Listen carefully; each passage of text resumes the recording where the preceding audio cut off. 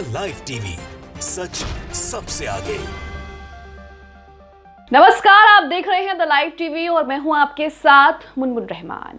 BJP के लिए तमिलनाडु से एक बहुत बुरी खबर सामने आ रही है। बीजेपी को तमिलनाडु में एक बड़ा झटका लग चुका है दोस्तों। तमिलनाडु में बीजेपी के 13 पदाधिकारियों ने पार्टी को बाय बाय कर दिया है। आपको पूरी खबर आगे बताएंगे, पूरा मामला आपको बताएंगे, लेकिन आप समझ सकते हैं कि एक साथ 13 पदाधिकारियों का पार्टी को छोड़ना, पार्टी से इस्तीफा देना कितना बड़ा झटका बीजेपी के लिए यहां पर हो सकता है। इसी के साथ पूरी खबर समझने के लिए द प्रिंट की एक खबर देखिए। लिखा है, तमिलनाडु में बीजेपी को बड़ा झटका, 13 पदाधिकारियों ने पार्टी छोड़ दी है। खबर में लिखा है, बीजेपी आईटी विंग के जिला अध्यक्ष अनबरासन ने एक बयान में कहा कि हम सालों से बीजेपी के लिए काम किए हैं। पार्टी में पिछले कुछ दिनों से असामान्य स्थिति को देखते हुए हमने छोड़ने का फैसला किया है। तो यहां पर 13 पदाधिकारियों ने बीजेपी पार्टी से इस्तीफा दे दिया है और इसी के बाद जिन लोगों ने इस्तीफा दिया है वो क्या कुछ कह रहे हैं आपको बताते हैं। और इसी के साथ आपको ये भी बताते हैं कि किस तरीके से लगातार जो है राज्यों में चुनाव हो रहे हैं। राज्यों में चुनाव जो हो रहे हैं उसमें भी बीजेपी को झटका लग रहा है। नॉर्थ ईस्ट के राज्यों में बीजेपी को अच्छी खासी जीत जो है वो हासिल नहीं हुई है। हालांकि गठबंधन से सरकार जो है वो बन गई है, लेकिन उसके बावजूद भी किस तरीके से बीजेपी जो है वो अपना जादू कहीं ना कहीं नहीं चला पा रही है। और ऐसे में 13 पदाधिकारियों का तमिलनाडु से इस्तीफा दे देना, तमिलनाडु में बीजेपी से इस्तीफा दे देना, वो कहीं ना कहीं बीजेपी के लिए एक बड़ा झटका जो है वो साबित हो सकता है। इसी के साथ खबर में आगे लिखा है, तमिलनाडु में बीजेपी को झटका लगा है। बुधवार को उसके 13 पदाधिकारियों ने राज्य में पार्टी छोड़ दी है और इसकी सहयोगी पार्टी ऑल इंडिया अन्ना द्रविड़ मुनेड़ कड़गम में शामिल हो गए हैं। यानी कि 13 लोगों ने, 13 पदाधिकारियों ने पार्टी छोड़ दी है और उनकी जो सहयोगी पार्टी है उसमें वो 13 पदाधिकारी जो है उन्होंने वो पार्टी ज्वाइन कर ली। खबर में लिखा है, पार्टी छोड़ने वाले 13 पदाधिकारी चेन्नई पश्चिम के आईटी विंग से हैं। जो 13 पदाधिकारियों ने पार्टी छोड़ी है वो चेन्नई पश्चिम के आईटी विंग से है, यानी कि आईटी सेल से हैं। आईटी सेल से 13 लोगों ने पार्टी को जो है बाय बाय कर दिया है। यह घटनाक्रम तब सामने आया है जब बीजेपी की राज्य इकाई ने आरोप लगाया कि एप्पाडी पलानीस्वामी के नेतृत्व वाली एआईएडीएमके ने इन्हें शिकार बनाया है। बीजेपी आईटी सेल के 13 पदाधिकारियों ने पार्टी छोड़ दी है और इसी के साथ जो सहयोगी पार्टी है तमिलनाडु में बीजेपी की, वो पार्टी ज्वाइन कर ली है। इसी के साथ इस खबर में आगे लिखा है, बीजेपी आईटी विंग के जिला अध्यक्ष अनबरासन ने एक बयान में कहा है कि हम सालों से बीजेपी के लिए काम कर रहे हैं। लोगों को पता है कि हमने कभी भी किसी पद की उम्मीद नहीं की। पिछले कुछ दिनों से असामान्य स्थिति को देखते हुए हमने पार्टी छोड़ने का फैसला लिया है।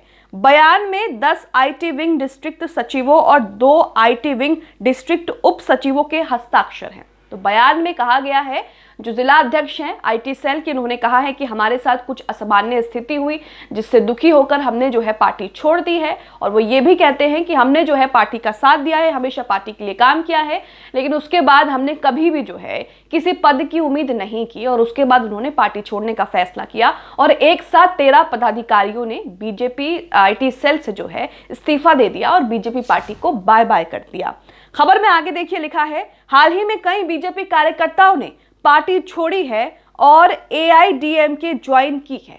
तो हाल ही में कई कार्यकर्ताओं ने भी पार्टी छोड़कर एआईडीएमके जो पार्टी है, सहयोगी पार्टी बीजेपी की, वो ज्वाइन कर ली है। और इसी के साथ आईटी सेल के भी 13 लोगों ने पार्टी छोड़कर वही पार्टी जो है, जो बीजेपी की सहयोगी बताई जाती है, उसी पार्टी का दामन थाम लिया है और वो पार्टी ज्वाइन कर ली है।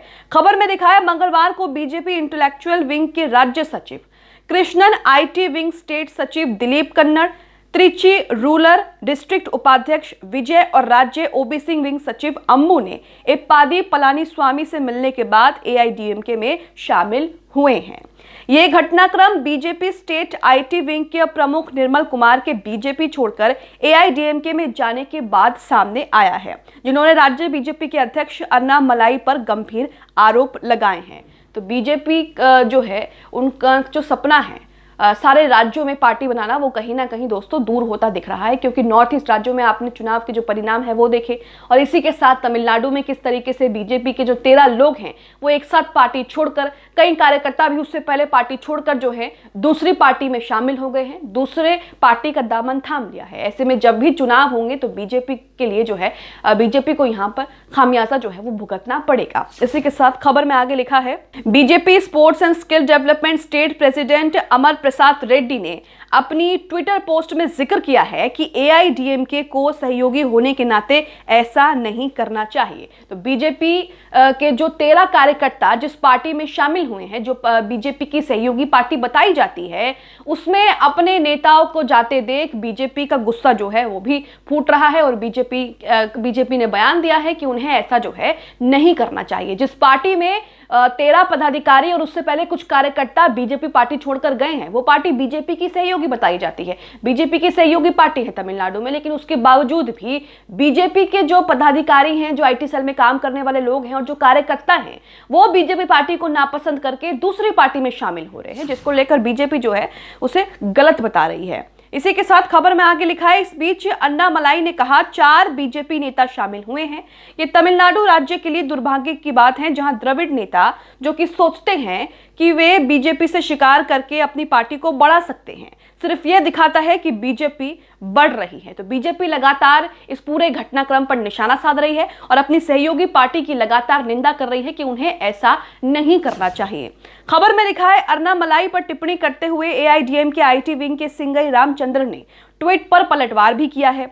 उन्होंने कहा है कि बीजेपी एक समय नोटा से भी कम वोट पाई थी। 2021 के चुनाव में बीजेपी के विधायक उसकी वजह जीते। एआईडीएमके एक जैसा संगठन है जिसने अकेले चुनाव को जीता।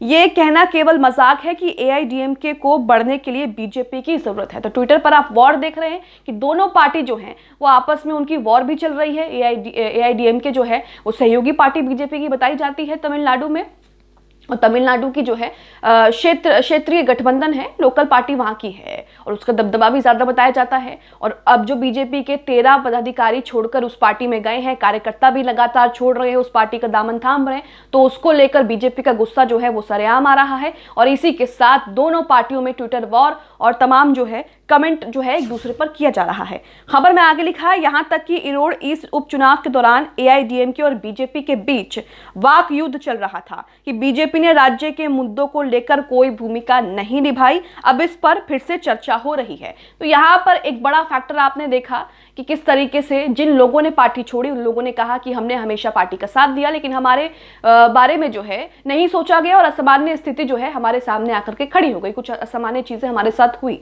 और इसी के साथ डीएमके और जो बीजेपी की पार्टी है वो दोनों सहयोगी पार्टी हैं, लेकिन उसके बावजूद भी डीएमके ने आरोप लगाया बीजेपी पर कि बीजेपी ने उपचुनाव में जो जमीनी मुद्दे हैं उस पर चर्चा नहीं की, उस पर ध्यान नहीं दिया। हालांकि जब भी चुनाव होते हैं उसमें खास तौर पर देखा जाता है कि बीजेपी जो है वो जमीनी मुद्दों पर ध्यान नहीं देती है।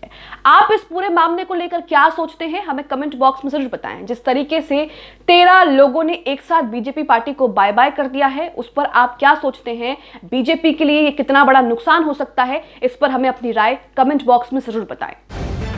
द लाइव टीवी, सच सबसे आगे।